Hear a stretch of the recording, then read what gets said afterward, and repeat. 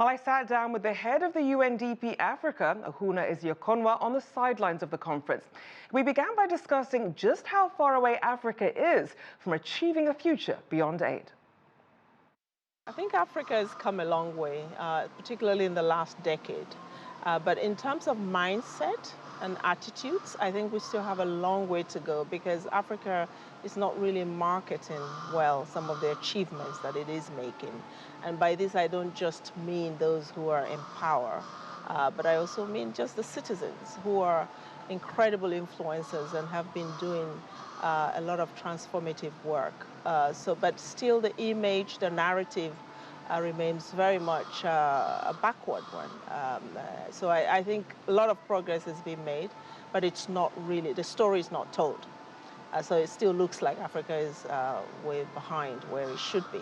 And it's interesting because you raised this point of sort of Africa not really understanding its own story of how well it's doing. So that idea of an Africa beyond aid, for some people, it sounds like it's out of reach, but clearly progress is being made. One area where we are seeing movement, of course, with the African Continental Free Trade Agreement, which doesn't just promise open borders for trade, but also for free movement of people. Why is that so significant as we look at a continent beyond aid? Well, you know, it's fundamental. You know, the free trade area. I don't think that it's possible for Africa to achieve sustainable development without this regional integration, mainly because of how the continent is structured, you know, and the fact that you have a lot of fragmentation in terms of population groups. So coming together with a common market and also encouraging free movement, that sort of expands opportunity for people and countries is crucial. It's a game changer. Now, you've said that Africans need to, quote, own this space and become stronger actors with stronger voices in the development of the continent. Tell us about the UNDP's African Influencers for Development initiative. Well, this is really about courage and confidence, you know, because one of the things that's really lacking, we're finding in the continent, is the confidence to have that voice and to own the agenda fully. You know, this is one area where it sounds like a soft issue, and if you don't really diagnose it properly in terms of the impact, this mentality of, you know, we're not able to, or that someone else has to come and help us, the impact that has on the rate of development is huge. You know, the pace at which Africa is developing. So for us in UNDP, it's using the UNDP platform to curate, you know, a coalition of Africans who not only believe in their capacity, but actually are demonstrating that they can influence and that they can use their own resources, they can use their own platforms, that they have a responsibility.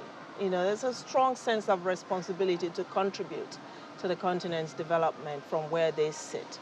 And in terms of the interest of the continent, one thing that would help connect the dots is a better relationship between the diaspora and in terms of sort of reinvesting that money back on the continent. According to the World Bank, about $50 billion the diaspora is saving, not bringing it back to the continent, just saving it.